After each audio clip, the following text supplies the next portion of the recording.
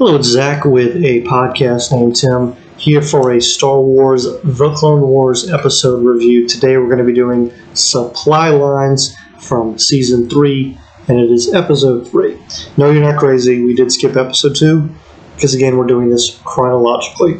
So, before we get into the actual review, please give a thumbs up to the video. It does a lot to help out the channel. And, of course, subscribe and, hit us up on Facebook, Twitter, Instagram, podcast named Tim. And we're also available everywhere podcasts are for our movie review podcast. This is just extra content you're getting here on YouTube that is exclusive to YouTube with these Star Wars and Power Ranger reviews. So please enjoy.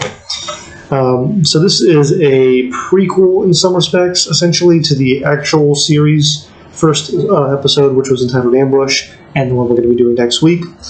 And in this one, before we get into it, I guess I should say the moral of the week, the fortune cookie lesson is, where there's a will, there's a way. Pretty plain and generic and could probably be used for a lot of these episodes, but it's there. And in this one, Ryloth is under siege, and Jedi Master D is trapped. We are introduced to Cham Syndulla, of course, father of Hera Syndulla. The two of them are trying to protect some Twi'leks who are being attacked, and unfortunately the ship that is out there for the Republic is taken out. So in order to provide some humanitarian assistance and buy them some time, the Jedi Council sends Senator Organa out to negotiate with the Toydarians to try and allow them to use their planet as a staging ground so that they can send humanitarian relief to the Twi'leks on Ryloth. And we're kind of jumping back and forth in this episode between Ryloth and the negotiations. Of course, when he shows up, it is not as easy as he anticipates. First and foremost, Representative Jar Jar Binks is there, and we get a great moment where they're telling him that, we need you to go negotiate because, the representative from Naboo is there, and he's like, Amidala is a great negotiator. Why do you need me? And they're like, it's not her. You can just see in his mind him probably going, oh, okay, I'll go. But they go to negotiate with the king. I'm not going to try and pronounce his name. The Toydarians. Toydaria, I guess, is not part of the Republic, or at the very least is neutral and does not want to get involved in the war. And so they don't really have any interest in being there, but apparently their moral code of their society does say that helping people is, if you're asked to, you're basically supposed to do it. But of course, while the negotiations are going on, Senator Lot Dodd, of course, of the Trade Federation shows up.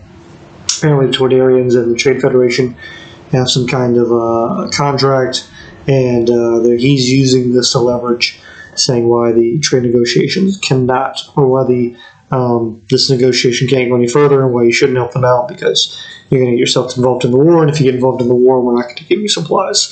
Of course, they are there on behalf of Count Dooku, who has asked them to be there. And so I thought that was interesting. I also thought it was interesting that the Trade Federation, their defense as to why they are not part of the Separatists is that basically Newt Gunray from The Phantom Menace is basically an extremist and he has nothing to do with us, and that was just him. That's not all of us. So just interesting that they did address that aspect. But Cham, I guess I should say, it's good to see him. He has better episodes, especially the Ryloth trilogy we're going to be getting at the end of episode or season 1. But it's good to see him, and he's a great character. And of course, Hera Syndulla is a great character, so just a great lineage there in some respects. But the big part of the episode is the negotiation, and the Toydarians do say, we're not going to do it. But King then goes to the side and kind of tells him, if you give them what's on your ship, which is like 1 or 2 days worth of supplies, you can do that, but just don't get caught, basically.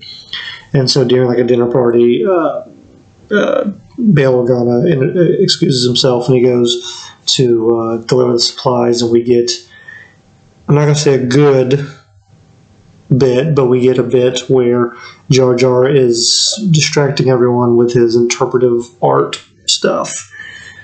There are better Jar Jar Binks episodes in the Clone Wars. This is not one of them, but there are some good ones. There are some decent ones, or better ones at least.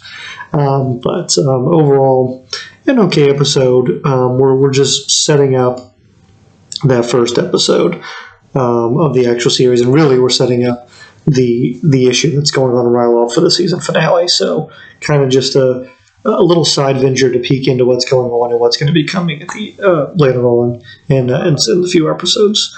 Not much else to say about this episode. It's okay.